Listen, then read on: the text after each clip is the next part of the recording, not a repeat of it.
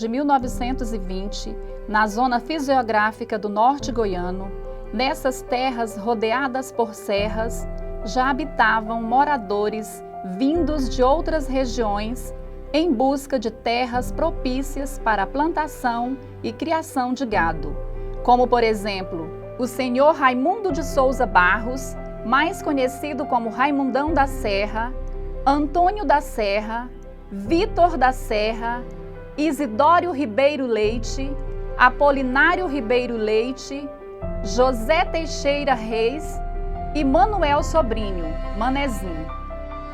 Em 1935, nasce uma filha da terra.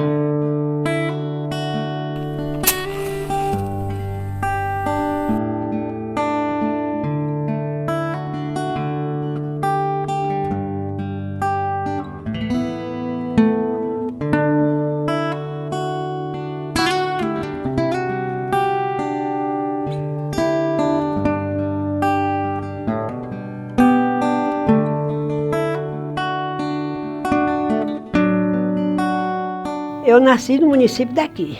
Nesse tempo era Ponta da Serra, Itaporã. Daqui 22 quilômetros. Aí me criei lá toda a vida. Me criei toda a vida na roça. De 62 foi que eu vim para cá. Nesse tempo aqui era muito difícil, mas a gente achava difícil, mas por um lado era mais fácil do que hoje, não era? Porque tinha muitas coisas que era mais simples, não era? Todo mundo era simples, não tinha ninguém rico, mas todo mundo era aquela simplicidade, não era? Tinha muita simplicidade, as pessoas. Com 50 eu me casei, aí casei com um rapaz era do Maranhão, morava aqui. Que é o pai da de Rosa, garimpeiro. Veio para cá em 48 no foguete do garimpo. Ele veio para cá. E foi meu professor. Aí depois terminou nós casando. Foi professor do Pedão, professor de muitas pessoas por aqui, do Cícero da Providência, professor do João da Ana, foi professor dele também. E assim foi um bocado de aluno. A escola lá na Serra, lá na fazenda. Nelson Alves de Moraes. Aí nós casamos em 51, aí eu tive 4 filhas, a Neuza, a Noêmia, a Raimunda e a de Rosa. Aí quando a de Rosa nasceu, ele já tinha morrido. Então ele adoeceu naquela época. Quase não tinha médico por aqui, por perto. Ele adoeceu daquela doença da pele. Aí passou 4 meses prostrado.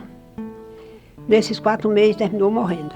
A de Rosa não era nascida. Com 29 dias que ele morreu, a de Rosa nasceu. Aí eu fiquei com as 4 filhas pequenas. Aí meu pai disse, não, naquela época eu tinha 21 anos. Aí eu morava no meio de um cerradão, no meio de um cerrado, numa cabeceirinha de brejo. Uma casinha muito chuezinha minha casinha. Mas até hoje eu lembro, quando eu lembro dela, eu tenho dó, porque foi onde eu comecei a lutar com minhas filhas, tive minhas filhas pequenas, eu tinha meu esposo, lá ele morreu, lá mesmo a gente sepultou ele. Aí voltei para casa de meu pai. Aí eles mudaram o meu pai e o Raimundão. Mudaram lá para esse lugarzinho, cada um fez uma casinha e derribaram a roça no mês de setembro. Aí começaram a vida dele lá. Era cru, só tinha mata, só mata e muita caça. Tinha onça. Isso foi em 35, 36. Aí no ano do garimpo foi em 48, já estava bem evoluído. Em 1941 foi encontrada a primeira pedra de cristal. Foi o Isidoro Teixeira que, caçando, no buraco de tatu, ele achou uma pedra de cristal, no manchão velho. Aí começou a explorar. Aí começou a vir os garimpeiros. A pedra de cristal aqui, quem descobriu inicialmente foi o finado Isidoro Teixeira. O Isidoro Teixeira tinha a fazendinha dele, e bem ali onde tem aquelas casinhas ali, aquele setorzinho ali não tinha estrada daqueles pé velho de manga. Ali a estrada passava ali por baixo, né? Aí subia, saía ali no cemitério, né?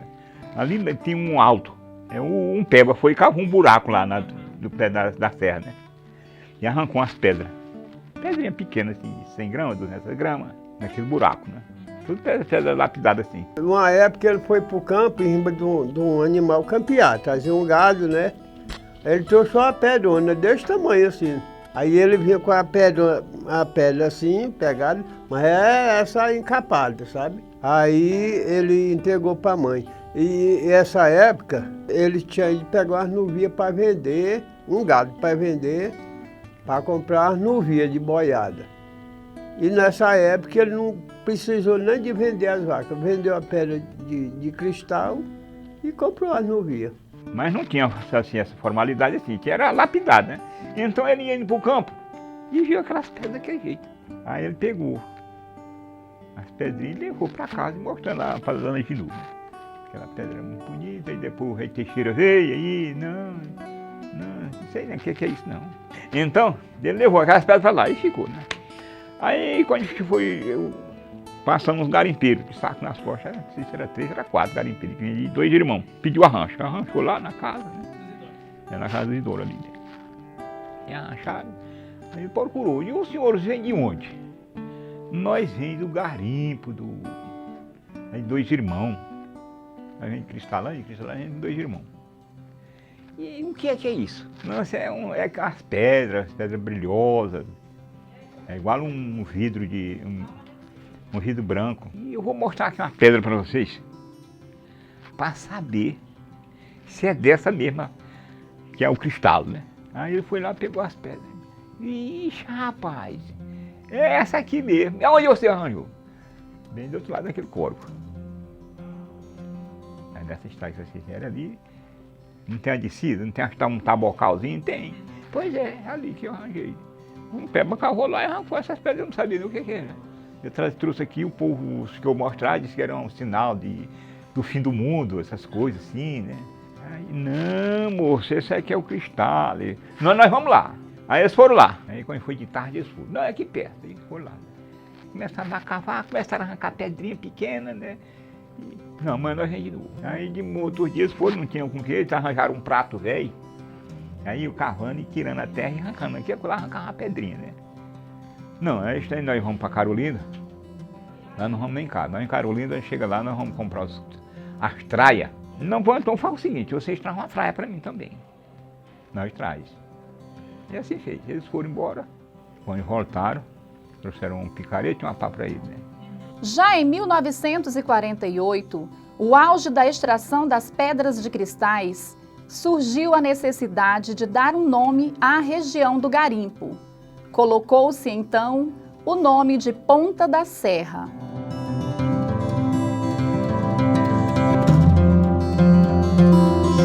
A Ponta da Serra foi chamada Ponta da Serra, foi meu pai que colocou. Aí, porque quando ele chegou de lá do Maranhão, disseram assim, aonde é que tu fez a tua casa? Lá perto de uma ponta de serra, da Ponta da Serra. Fica da onde eu fiz minha casa, se enxerga a Ponta da Serra. Aí ficou chamando Ponta da Serra. Antigamente chamava que era Serra das Cordilheiras.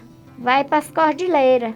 Já sabia, saiu do Maranhão, vem para as Cordilheiras, que era aqui, para essas terras aqui de muita serra.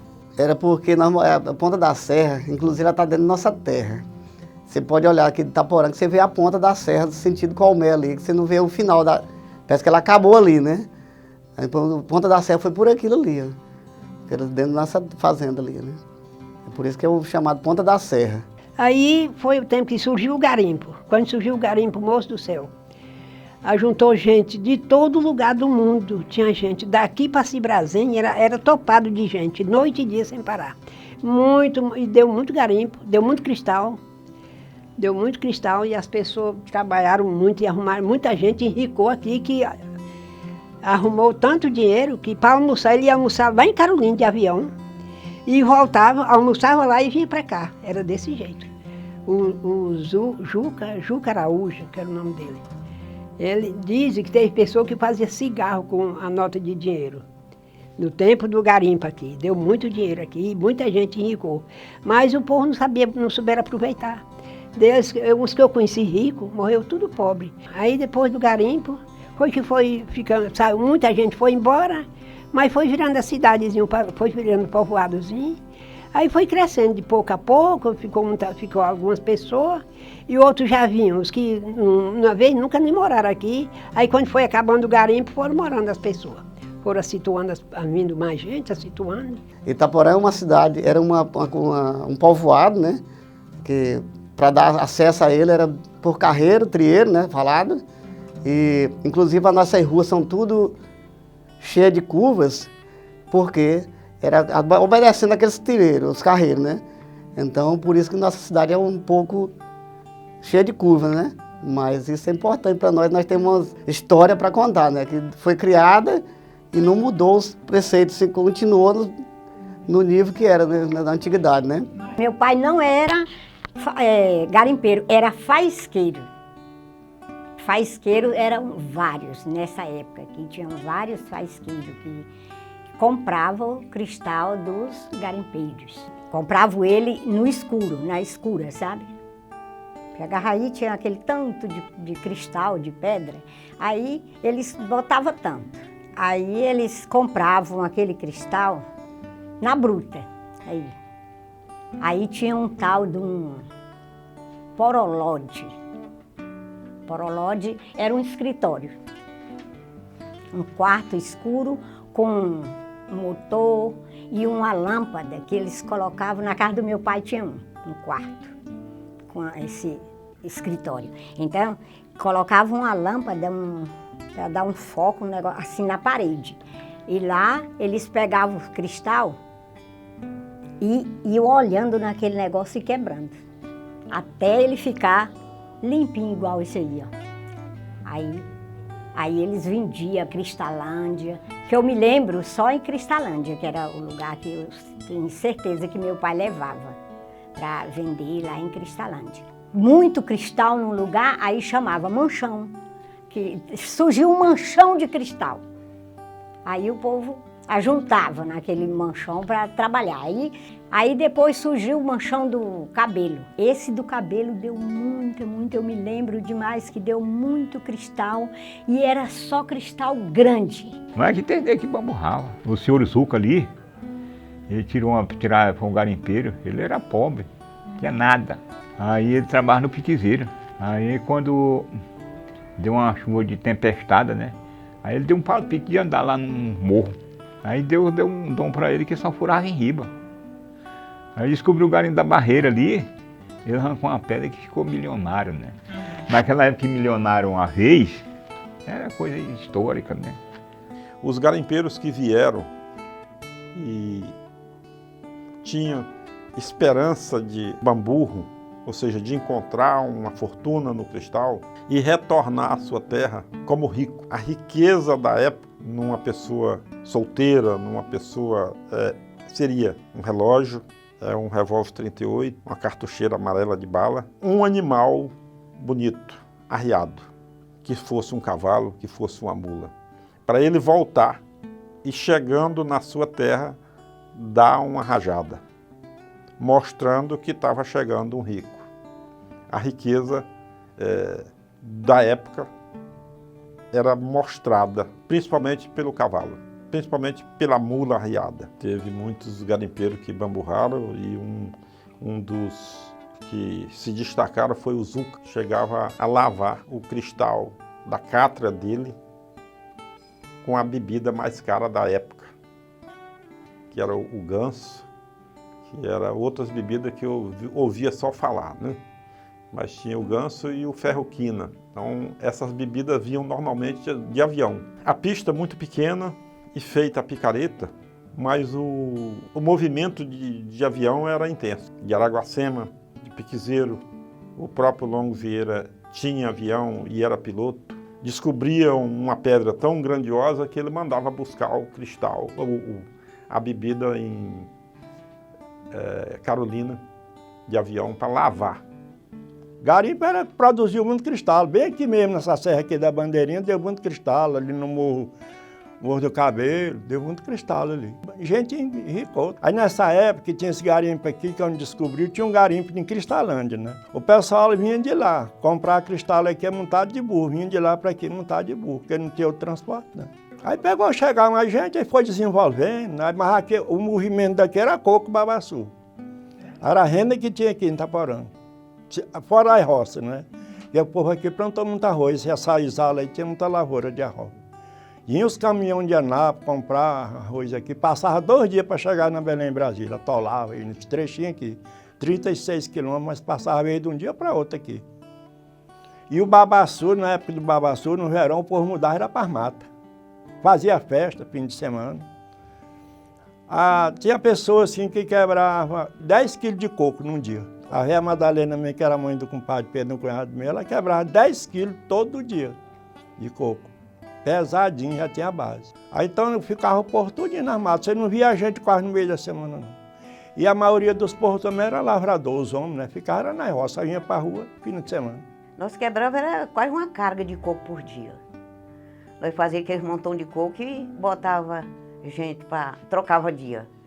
E aí rodeava aquele montão de coco, o menino ia quebrar. Quando era de tardinha, cada calo tinha uma lata quebrada. Vendia base, quando não vendia base, tirava óleo até para temperar também.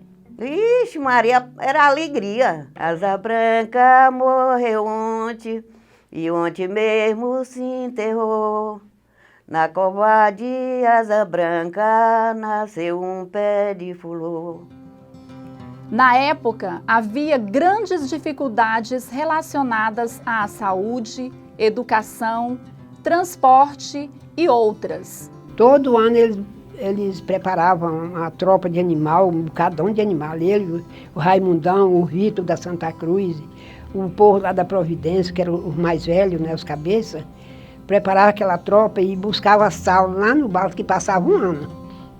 Com um ano eles iam comprar sal de novo, lá no balsa. A saúde aqui era... Só que o pessoal tinha mais saúde do que hoje. Tinha mais saúde que hoje, mas era muito difícil. Adoecia por lá mesmo, ficava por em casa mesmo. Era só remédio do mato, era purgante. A gente ia lá em Conceição, Pedro Afonso também, a gente ia no Pedro Afonso.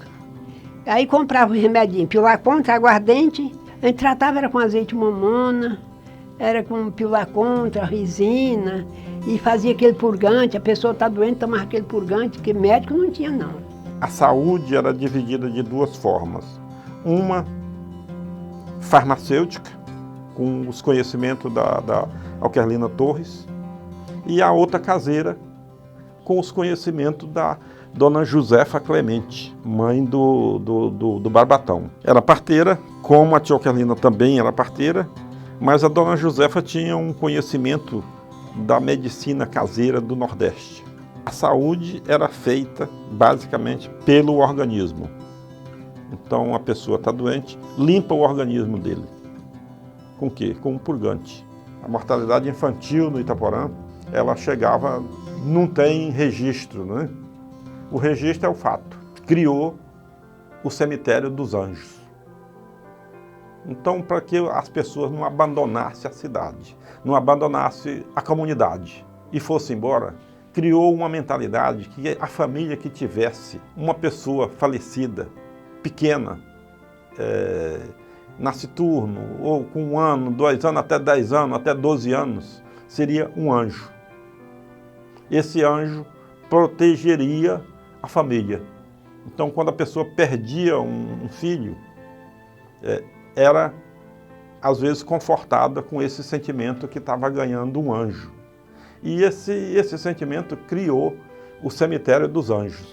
Sou neta da Dona Josefa Maria da Conceição, esposa do seu Pedro. Naquela época, ela era considerada doutora da cidade, né? A médica da cidade. Porque, além dela fazer os partos, quando ela ficava mesmo responsável pelas crianças da cidade, né? Porque ela já considerava, assim, quase como se fosse dela, parente dela mesmo, né? Todos eram compadre, era comadre, né? Os pais dos filhos, né? Que ela pegava. Já ficava assim meio parente, né? E ela também tinha a responsabilidade de quando morria uma criança, ela fazia o velório, né? Ajuntava aquelas crianças, fazia lá uma cantoria, que eu não sei nem qual era o cântico dela, né? Mas fazia a cantoria e fazia aquele velório até o cemitério, que hoje é o cemitério dos Anjos, né? Por isso que tem esse nome, Cemitério dos Anjos.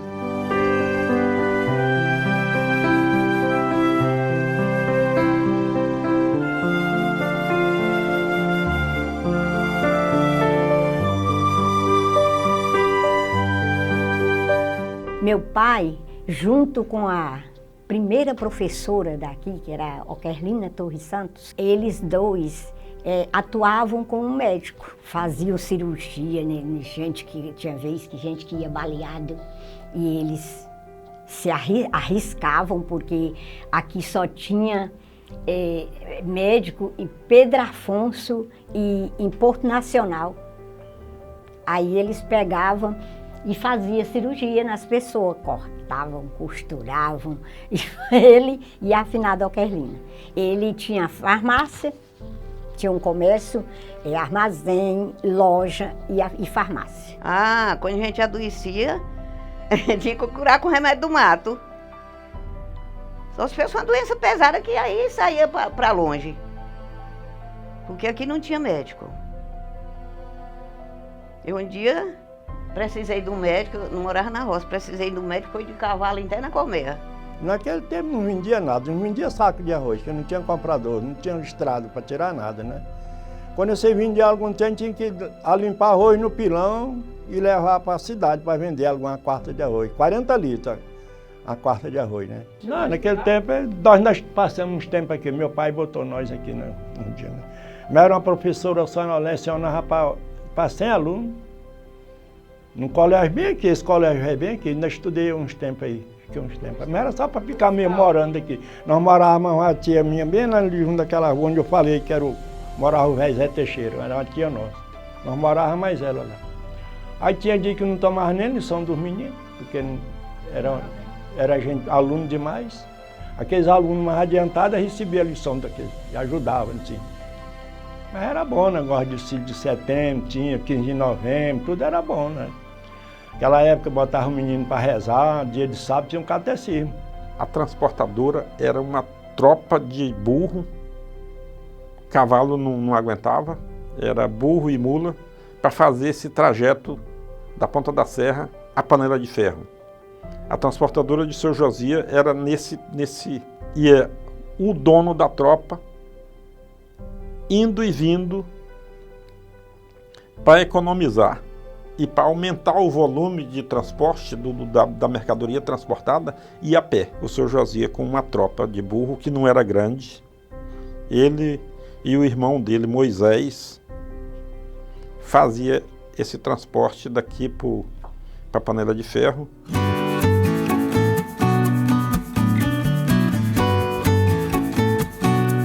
Construíram a primeira casa com calçada, depois da casa do Manuel Alencar. E a casa do Seu Josias sempre cheia de visita, de parente, tido como um homem de muita fartura. Isso tirado do trabalho diário dos braços. Um homem pequeno, com uma tropa de burro altos, grande, ele e o irmão dele, Moisés, carregavam esses animais e tocavam até a Panela de Ferro. E trazia da Panela de Ferro tudo que era consumido na cidade. Tá. Aí os tropeiros, tá? Que agora eu estou dando o nome das transportadoras que eu estava me referindo, que eram os tropeiros. Já com as estradas e com a chegada de Luiz Cearense, houve uma evolução no meio de transporte, visto que Luiz Santana Dias montou uma transportadora usando seu caminhão. Luiz Cearense foi também o primeiro proprietário de uma empresa de transporte de pessoas, denominada Viação Itaporã.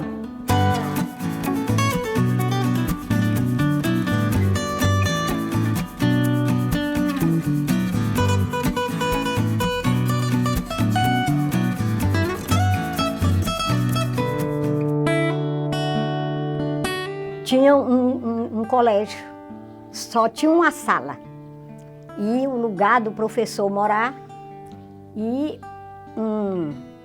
uma área que chamava recreio. Aí a gente, toda a classe era multisseriada. Tinha desde a primeira série até a quarta série, tudo junto. E o professor era só um também. só um professor que dava aula. Agora o professor fazia assim, aqueles alunos mais inteligentes, ele botava para ajudar.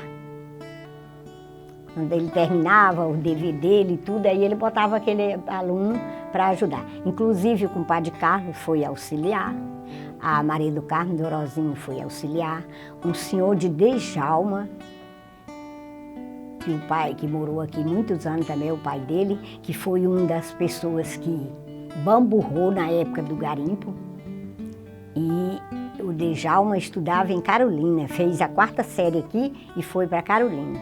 E o pai dele bamburrou, aí ele vinha para cá, nas férias, era de avião, e tinha o bar Turuna, que era do pai dele. Ali era tudo bar Turuna, era um salãozão enorme de fazer festa. Todo sábado aqui tinha festa, e aqui direto era de festa. Festa boa, tocador de sanfona morava bem aqui perto, era só chamar. Bem tinha um Baturuna de Pedro Alencar, bem aqui onde mora o Zeca da Calota. Era todo sábado, era festa. Nós estávamos dentro e não tinha confusão nenhuma, todo mundo brincava aí, tudo na boa. E no sertão? O sertão não faltava festa no sertão não, dia de sábado não. E era só festa boa mesmo. Era difícil. De primeiro, não tinha negócio de médico, não tinha nem estrada, ninguém não via nem carro aqui nessa região. Quando um adoecia, a gente era de ter o remédio, ir em casa, para quando adoecer um, dar o remédio. Era beber remédio de mato, todo mundo tinha seus plantinhos para fazer chá. Tinha o remédio, dava o purgante. Se aquele purgante não desse jeito, aí não tinha para onde ir. Era no purgante. Depois dessa BR, aí quando estava doente, carregavam na rede, daqui, para deixar lá na beira da BR, para embarcar. Daqui para o Quênia, na rede, a pessoa deitando na rua e os homens carregando. Daqui para o Quênia, daqui no Piquezeiro, tudo isso foi. O Cício foi um que levou ainda a prima dele lá no Quênia, depois nós levou outra lá no Piquezeiro. Aí quando a pessoa estava doente assim, que não achava quem levasse, não, morreu muita gente amigo. Quando achava um professor, a gente pagava ele, botava dentro de casa, por menino. Quando a gente achava um professor. Então, começou a ter, nesse tempo que eu estava estudando lá, na Serra, já começou aqui, já tinha a escola aqui. Mas como eu não tinha jeito de ouvir, eu estudei lá na Serra, porque era a casa do meu tio, lá eu fiquei lá. Mas não vim para cá porque aqui eu não tinha onde ficar, eu não tinha pai, eu não tinha mãe, fui criada assim, sem pai e sem mãe. Então aqui não tinha, só tinha professor, só tinha até o 4º ano naquele tempo, 4ª série era a série, só tinha até a 4ª série. E aí eles queriam criar a 5ª a 8ª série.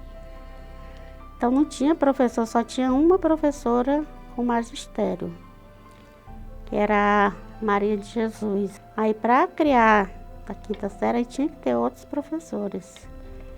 Então me trouxeram para cá. Tinha aquela escola ali, já tinha aquela escola. Aqui já tinha, só que professor com magistério só tinha a Maria de Jesus. Não tinha material nenhum, a não ser aqueles livrozinhos, mas praticamente muito pobre mesmo, não tinha nada, nem um mimeógrafo, né? Não tinha. Logo eu cheguei, eu já comecei 5ª série, né? Então aquilo ali para eles era uma novidade, né? Quando foi para começar, foi eu, a Marcina, ela é de Colinas, né? A Edileuza, que é de Miracema, a de Jesus, que é essa pessoa que eu falei, que é uma pessoa assim, que eu gostaria assim, que fosse citada, porque foi assim, primeira pessoa mesmo assim, que enfrentou muita dificuldade, né? E eu entrei no ginásio em 1970, foi a 1ª série, e cheguei à faculdade sem repetir um ano, até para surpresa de muita gente aqui no Itaporã, inclusive do meu irmão e do meu pai. Eu entrei numa universidade federal, que foi a Universidade Federal do Pará. No tempo, único curso de direito que tinha em Belém, que tinha no Pará. Eu saí da Cangaia do Jumento, fui o único, no tempo, o primeiro de Itaporã a entrar numa universidade federal. Nós íamos buscar salo para comer e pagar de comer lá em Balsa. Em 48 eu vim de lá de a pé, calçado naquela percata. Você sabe, desculpa por falar, aquela salgabunda que joga terra no pescoço aqui, daquelas, né? Ia calçado naquelas, de lá para cá. Eu ia montado no meio da cangaia e vinha de a pé, bocando o burro com a cara. Aí uma época mesmo nós deixou, o padrasto de meu pai deixou 6 sacos de sal lá em Filadélfia, que o burro cansou. Aí vinha-me embora. Quando estava assim com 2 meses, fomos buscar esse sal lá. 6 sacos de sal. Buscar de burro, ia montado e vim de pé. Eu lembro do dia, foi até no tempo Longo Vieira, trouxe um. Chegaram com esse carro aí cantando o hino nacional, cantando na frente por causa de mulher. Isso tem muitos anos, né? Veio daqui do rumo da Cormel, a gente cortou nos tocos na frente e o carro atrás andando. E eu fui criado ainda no tempo que carregava tudo, era no animal. Esse Coito Magalhães aqui, moça, era R$2 todo mês no verão. Levava rapadura, meu pai nós tínhamos tropa de carregar rapadura. Ele pagava para pisar arroz que ninguém não vendia, só vendia arroz limpo. Levava para a cidade e vendia. A partir daí, surgiu a necessidade de organizar o governo em Ponta da Serra, que na época era distrito de Araguacema. Durante este período, ocorreram conflitos para a determinação de quem iria governar.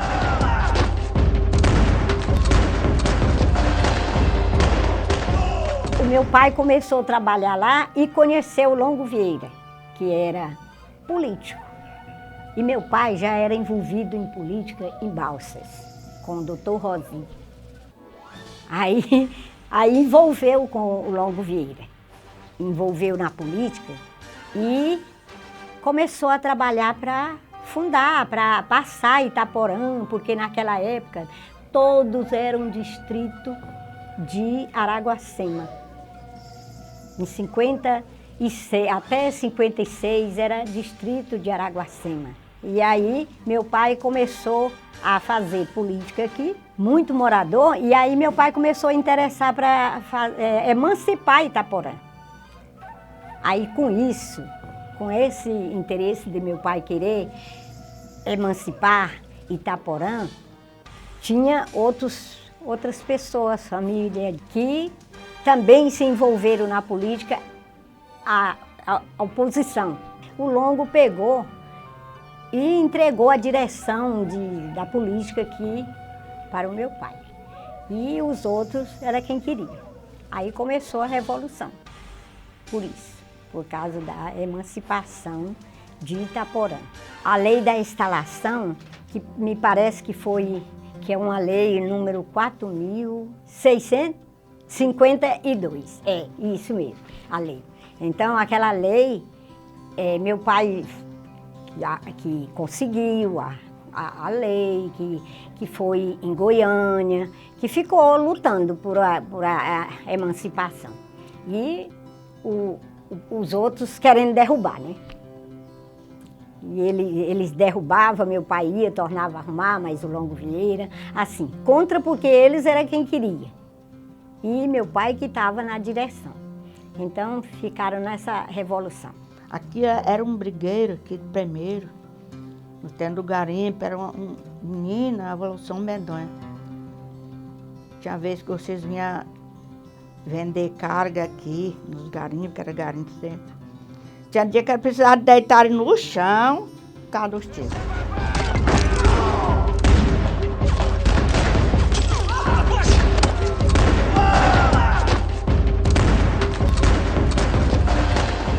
Eles queriam que saísse eles que fossem os representantes. E o Leonardo, ele era um cara que tinha um entendimento de dar um remédio para uma pessoa, aplicar uma injeção, que era uma coisa que era até difícil, mas existia. E ele tinha aquela influência. E os outros só queriam, era para vir um deputado, para aprovar, que era para fazer essa ata aí, né? Aí, quando chegou, já um outro povo tinha uma agressividade, né? Um quadrilho de gente mesmo. Então aí chegou aí. Não, O Leonardo aqui, ele não é representante aqui. Nós vamos matar ele. Ele não vai ser representante. Aí quando chegou, foi o dia que era para fazer esse processo aí, da ata, né? Eles juntaram 50 homens. O aeroporto era bem ali, no Cibrazen, né? Aí juntaram aquele grupo de homens e foram esperar esses deputados lá. Isso tinha gente demais, ali na casa do Leonardo, demais.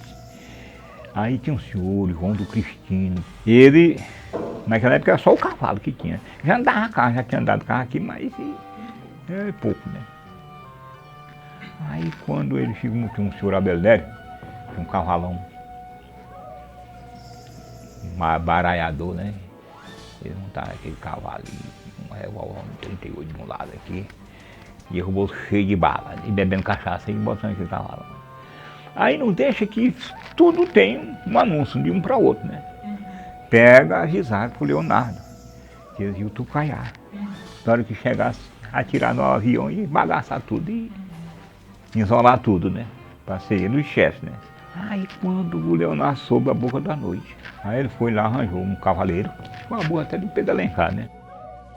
Aí pagou um cara, era daqui de noite, 10 horas da noite, para ir no Piquezeiro, porque lá tinha pista, né? Eles iam de Araguacema pro Piquezeiro, do Piquezeiro, aí abaixo de 1h da tarde eles iam para cá, né? Aí os deputados vieram e estavam até lá, né? E aquele povo ficou com aquele ruruaceiro danado, e aquele homem bebo, montado naquele cavalo. E assim ficou, quando foi assim, abaixo de 7 horas. E aí ele veio lá, mandou ele botar um copo cheio de pinga, ele bebeu.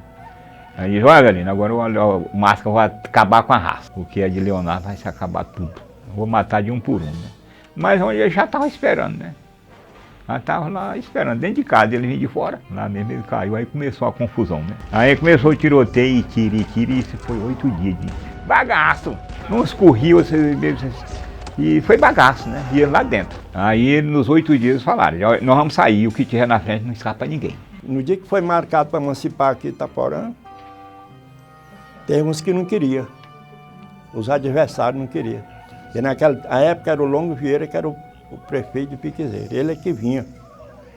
Um povo que era para emancipar Itaporã, né? Aí os adversários, eles tinham que esperar lá no campo de avião, que era que chegasse matar. Matar ou atirar, fazer qualquer coisa, né? Aí já estavam convidados, meu sogro que era o chefe, tinha convidado o povo para emancipação e para uma festa à noite, né? E aí, quando foi de noite, aí não deu certo para emancipar, mas já estava o povo convidado, vai fazer a festa. Quando estava começando a festa, veio um cara lá e entrou no meio e morreu lá. Aí começou a confusão. Eu era muito pequeno, tinha 4 anos, e tinha um senhor chamado Massimiano, que morava ao lado da nossa família, lá, sempre na fazenda, né? E naquele dia aconteceu uma tragédia, porque a polícia estava chegando. Eu me lembro do seu Massimiano pegar a gente, 4 pessoas, ele era um homem muito forte, jogava no pescoço, nos braços e nas costas, e saiu carregando o povo, correndo com medo. Isso foi muito marcante na minha vida, é uma coisa que eu lembro, assim, com certeza. Eu tinha 4 anos, mas me lembro. Tinha muita gente do lado do finado, Alencar, que ele botou para ir com trincheira para lá. Era para matar, se descesse era para matar. Aí, ele de manhã, bem cedo, chamou o Firmino bem junto da cerca, que a divisa era só uma cerca assim, e falou, tu tira tua mulher que tá grávida, e tua mãe, tua avó, vai embora, sai pro Campo Alegre lá contar teu cunhado, porque aqui vai acabar tudo. Aqui você tá entre a pedra e o fuzil. Ali de Leonardo não vai ficar nem as galinhas. Não é para ficar nem as galinhas. Eu escutei ele falar. Aí o Firmino foi pegar os animais cedo na quinta e botou as cargas arriba e nós fomos parar no Campo Alegre. Eu me dei um frio tão grande que meu filho morreu na barriga. Tá com 8 meses. Eu cheguei lá e ia num frio, mas era do medo. É o medo que me atacou, a criança morrendo e eu com aquele frio tremendo assim. Ela foi ajudar eu a descer do cavalo, que eu não estava dando conta. Aí no outro dia, meu neném nasceu morto. Até as unhas estavam pretas. Então foi do susto que a criança morreu. muito triste. Aí nós ficamos para lá, nós passamos foi muito tempo sem pisar aqui. Somente em 1963 foi criada a Lei 4.652, de 8 de outubro de 1963, instalada em 1º de janeiro de 1964. Após a criação da lei, Ponta da Serra passou a chamar-se Itaporã de Goiás, que em tupi-guarani significa Ita, pedra, Porã, bonita.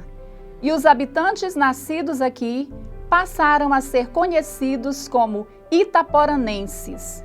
Nesse mesmo período foi quando Itaporã de Goiás teve seu primeiro prefeito nomeado, o senhor Domingos Batista de Oliveira, que governou entre 17 de março de 1964 a 9 de fevereiro de 1965.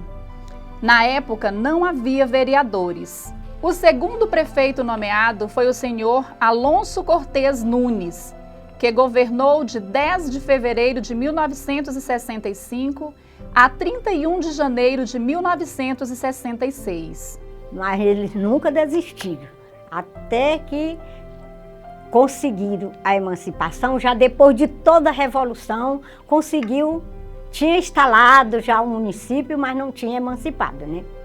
Aí emanciparam em 1963. Foi a emancipação no dia 8 de outubro de 1963. E a primeira rua que fizeram assim as casas meio alinhada, como que era a rua, foi a primeira pensão, era do Aníbal. Aí daqui para lá foi tendo as casas feitas as filas, até chegar lá no final. Aí virava aquelas casas, longe uma da outra. Aí outro chegava, já queria fazer ali e ali, e era assim. Ali na Praça Largo do Carmo, ali era a Praça do Pé de Cedro. Ali tinha 3 pés de cedro e foi conservado. As pessoas vinham de Tupiratins vender carne de sol, vender peixe, vender carne de porco, muitas coisas que eles traziam de lá. Aqui tudo era na tropa. Se fosse para sair para Pedro Afonso vender cereais, os homens matavam as caças, arrumavam muita pele de caça, fazia aquelas cargas, ia tudo vender em Pedro Afonso. Era só, não tinha cidade daqui para lá, não. Sempre ele falava que era muito gratificante ele ter a assinatura dele na ata de criação do município, sabe?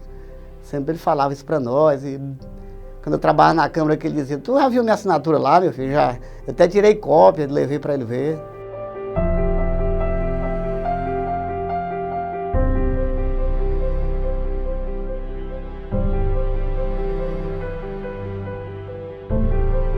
Alegria, assim, de ter trabalhado para criar esse município, né? É gratificante. Já o primeiro prefeito eleito foi o senhor Raimundo Rodrigues Coimbra, tendo como vice o senhor Joaquim Freitas da Silva, que tomou posse em 1º de janeiro de 1966.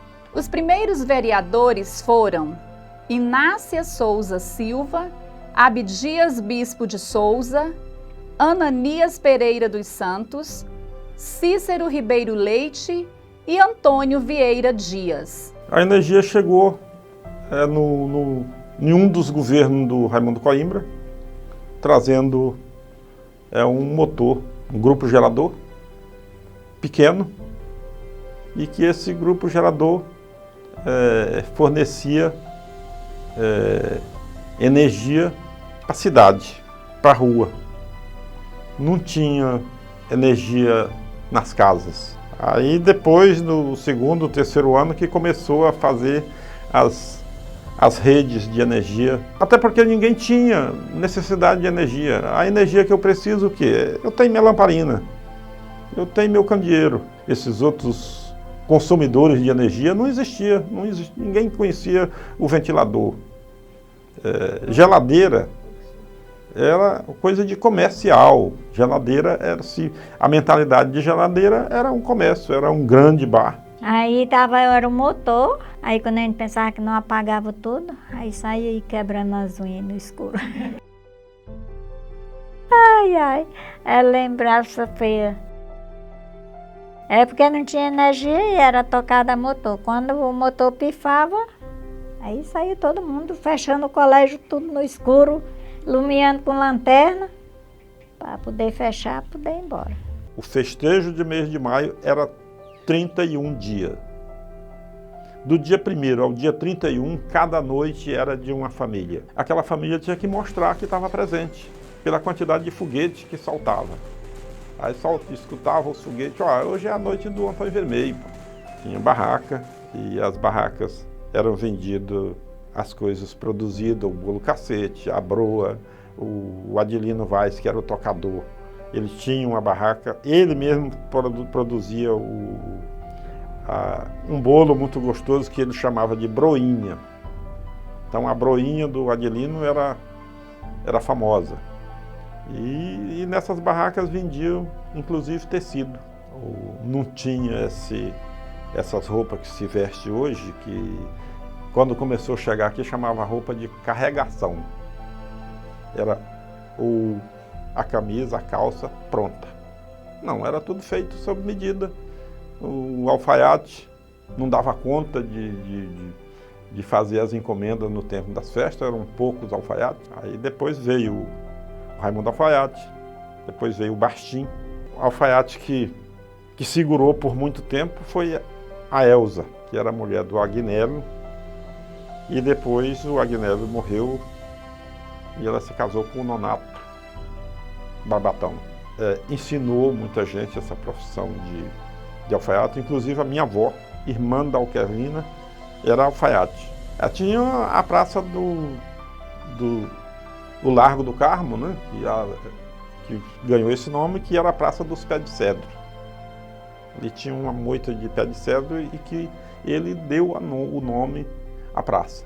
A cidade era muito pequena, as casas eram poucas, e tinha muita casa de paia, e mato era rodeando o Itaporã todo. A rua onde o pessoal passeava, no meu tempo era a Rua Nova, que hoje é Rua da Matriz. Era a elite, era a rua onde as moças bonitas iam exibir seus vestidos novos, passeando no domingo à tarde na Rua Nova. A Maria Coimbra sempre foi uma pessoa assim, muito voltada para o comunitário. E ela morava na Rua Nova e ela promovia muito movimento, então muita festa. Em seguida, a casa da Dona Maria tinha o Chico Vieira, outro que era como festivo todo final de semana. Aí essa rua era muito movimentada, a Rua Nova, Rua da Matriz. Com o crescimento da população e com a predominância da religião católica, sentiu-se a necessidade de construir a igreja matriz. A igreja, a Santa Nossa Senhora das Graças, foi a minha avó também que sugeriu que fosse a Nossa Senhora das Graças, a padroeira da cidade. Que não tinha a igreja, a construção da igreja, a primeira igreja foi a minha avó quem... Através do meu avô, foram eles que fizeram os adobos, a comunidade, né? Com a ajuda do meu avô, eles fizeram os adobos e fizeram as primeiras construção da igreja, foram eles. Aí eles trouxeram uma imagem e o Monsenhor lá de Conceição do Araguaia veio trazer foi amontada a cavalo. E aí eles foram acompanhar eles, né, uma parte da estrada aí, para receber, tá, o padre. Era tudo muito simples, inclusive a forma de celebrar a missa era diferente. Naquela época eles celebravam a missa, o padre ficava de costa para o público, né? De frente para a imagem, né? De costa para para o público, mas tudo muito simples, tudo, como eu te falei, feito um adobo, né? Sem rebocar. Aí naquele tempo o padre que vinha era o padre Sebastião, lá de Conceição, e um de Colinas. Só tinha missa uma vez, duas por ano. No finzinho de maio e em dezembro. Aquela santa, ela foi buscada em Conceição do Araguaia. Meu pai foi um dos que foi buscar ela, em Conceição do Araguaia, trazido pendurado num pau, numa rede. Mas era mais difícil, tudo era difícil, porque era difícil vir um padre aqui, um médico não vinha. Eu a lembro ela já de ter, mas só que era fraquinha, era só coberta, não sei se era rebocada. E agora está do jeito que está. A Hilda, eu não sei contar todos os detalhes, porque nesse tempo eu era menina também, nós era menino. Aí eu conheci ela, conheci a mãe dela, conheci o pai dela. Então, se ela morava, a mãe dela morava bem ali para cá do Barreiro. Aí a mãe dela adoeceu, aí morreu. Quando a mãe dela morreu, ela morreu da mesma doença da Hilda. Aí a menina já ficou atingida, já era aquela doença. Aí veio para cá e eles, criando ela, depois os velhos, tios dela, mudaram aqui para rumo de serra, e no rumo, acho que é no rumo do Tacioneiro, para isso, nesses. Aí ficou ela aqui. Mas a irmã dela mais velha, ela já doentinha, aí pegaram, fizeram uma casa lá para dentro, na beira daquela grota que vai lá para a igrejinha dela, né? Fizeram a casinha e botaram ela lá dentro. Passei, eu penso, 12 dias aqui, todo dia eu ia lá na casa dela. Não, eu não gosto nem de lembrar, gente, não gosto de lembrar, não.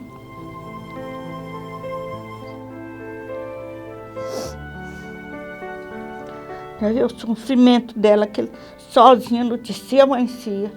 E eu ia lá, todo dia ela me pedia, Rita, me dá isso, me dá aquilo. Eu voltava, pegava aquilo, levava para ela. Era dentro do mato, isolada para lá, de uma casinha de beira no chão. Tô te falando, fazia dó, gente, ver uma criança daquela, dentro do mato, sozinha, anoitecendo e amanhecendo. Não. Aí ela morreu. Mas quando eu vim saber que ela tinha morrido, já tinha até sepultado. Lá onde ela morreu, eu acho que não sei nem se fizeram o velório assim. Quando eu soube, ela já tinha morrido. Comecei a me estudar junto, a Hilda. Aí ela adoeceu. Aí quando ela adoeceu, e Dona Kerlinda foi em Goiânia para lá e trouxe remédio para dar para ela, aí ela já estava se lastrando o corpo todo. Aí não pôde mais ir para a escola. Aí ela teve que ser tirada para casa da tia dela, e depois não deixaram ela ficar na casa da tia dela, tinha que fazer uma casinha para ela separada, foi um sofrimento. A gente chorava de ver ela na casinha sozinha. A gente visitava ela escondida da mãe da gente e da professora. Naquele tempo se tinha medo da hanseníase. O remédio que tinha era o isolamento. E essa moça foi isolada e foi sentenciada a morar numa casa para salvar a família, né? E as pessoas, depois de vários tempos, levavam a comida na ponta da vara, entregavam. Aí imagine uma pessoa jovem, uma moça jovem, receber um tratamento dessa natureza, onde todo mundo fugia dela, para não ser contaminado, e ela aceitar, ela viver isso, viver essa vida por muito tempo, esse sacrifício, tá? E com as condições da época, né? Sem, às vezes, até a lamparina, sendo privada até de usar o próprio riacho para tomar banho, para não contaminar as pessoas, e às vezes vigiada por isso, né? Aí o povo começaram a fazer promessa. A primeira foi eu mesmo, primeiro milagre. Porque nós éramos muito amigas, aí eu perdi uma aliança, um anelzinho. Aí eu digo, ô Hilda, ô amiga, me faz, dá um jeito de eu achar meu anel, mostra meu anel. Mas aquilo eu não sabia se ela estava nessa santa. Porque o povo dizia, ó, minhas armas, aquilo outro, né? Aí eu peguei com ela. Eu já estava tinha mais de semana que eu tinha perdido aquele anel. Já tinha barriga de carro, tinha feito tudo. Aí de noite eu tentei na rede e falei isso para ela. Digo, se na hora que eu achar o anel, eu ajoelho e rezo um Pai Nosso para tu. Mesmo quando eu sentei na cama, o anel estava mesmo assim. É causa de... Eu não gosto nem de contar esse caso, porque porra dizer que não é verdade, né? Mas foi verdade. E a gente não se apega com ela para não ser varida, não. Aí uma vez, meu pai estava doente já, e sem urinar. Aí me apeguei com a Santa Hilda. Por essa luz que está alumiando, abaixo de 5 minutos ele começou a urinar. Aí ficou bom. Aí nós fomos lá pagar o voto. Por isso que o nome dela é Maria Hilda.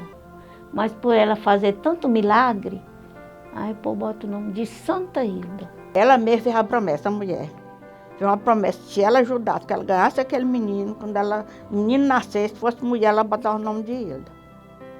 O menino foi ligeiro. Foi logo ela. E ela ia rezar um texto lá e botar a menina em cima da sepultura dela e rezar esse texto. Foi logo ela ganhou. Aí quando acabou o resguardo, nós viemos e botamos a menina. Mas achei engraçado. Corremos lá a sepulturinha dela e botamos a menina, enchemos de vela, de redor. Fomos e rezamos o texto. Tudo é milagre. Após a emancipação de Itaporã de Goiás, para melhor descrever o município, criou-se o hino retratando a riqueza e as belezas deste tão lindo lugar. O hino é em homenagem ao Itaporã, terra do bambu, abrigo dos garimpeiros. Isso quer dizer que é uma terra privilegiada, né? Entre o Araguaia e Tocantins, ou Itaporã, terra do bambu, abrigo dos garimpeiros. Né? O teu céu, um céu azul de Puranil, né? Entre o Araguaia e Tocantins. 2 caudalosos rios do nosso querido Brasil. Né? Quer dizer que é uma terra, né, privilegiada, rodeada de serra, de muitas águas, né? Ô Itaporã, terra do bambu, abrigo dos garimpeiros. Ô Itaporã, teu céu um céu azul de Puranil, entre Araguaia e Tocantins, 2 caudalosos rios, querido Brasil. Viva contemplar teus panoramas, teus climas, tuas jazidas, de riqueza sem igual, tuas palmeiras, que a brisa balança, pintam um quadro de lembranças de modelos tropicais.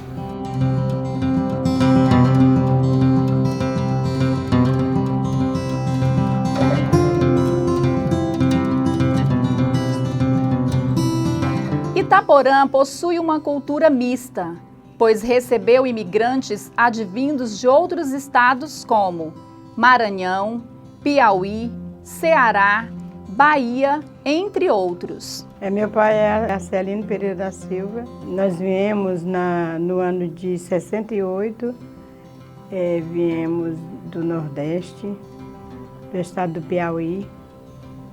Naquela época, quando nós viemos para cá, era uma dificuldade muito grande, né, que a gente saía à procura de vidas melhores, né? Naquele tempo era Goiás, e era uma região muito boa. Nós viemos por grandes informações de pessoas que já tinham vindo para cá, e aí meu pai veio também para cá. Quando nós chegamos para cá foi muito difícil. Inclusive o primeiro prefeito da época que nós conhecemos foi o Raimundo Coimbra. Aí ele, como Raimundo Coimbra era do Piauí também, teve muito interesse de ter conhecimento com meu pai, porque era piauiense também. E ele já se deu de amigo com meu pai e já foi dando todo apoio para ele. Aqui, quando nós chegamos para cá, na verdade, a rua que tinha era aquela ali da Rua Maranhão, a Matriz, até a Rua da Matriz. E aí tinha alguma casa assim esparramada, longe, e o mais era só mato. Com a divisão do estado de Goiás, em 5 de outubro de 1988... E falando ao Brasil, declaro promulgada o documento da liberdade, da dignidade, da democracia, da justiça social do Brasil. Itaporã de Goiás, que fica na região norte do estado, passou a se chamar Itaporã do Tocantins.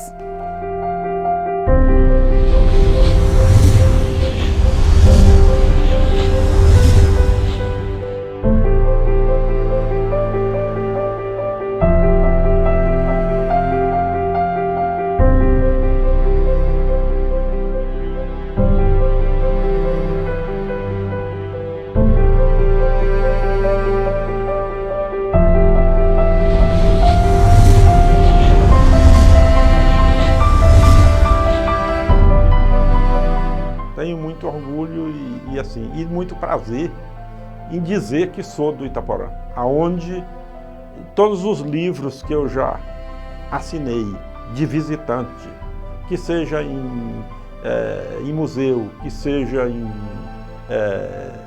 em qualquer lugar de evento, eu nunca coloquei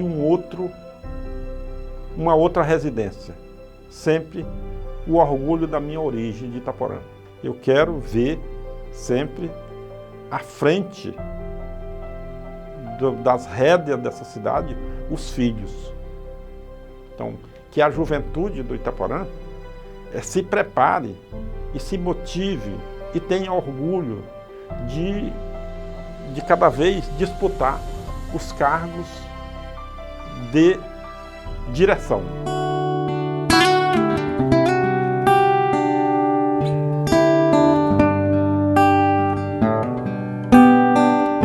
Itaporã do Tocantins surgiu com a exploração da pedra de cristal, atraindo novas pessoas para a região. Passou por momentos de lutas e glórias, que deixaram muitas lembranças.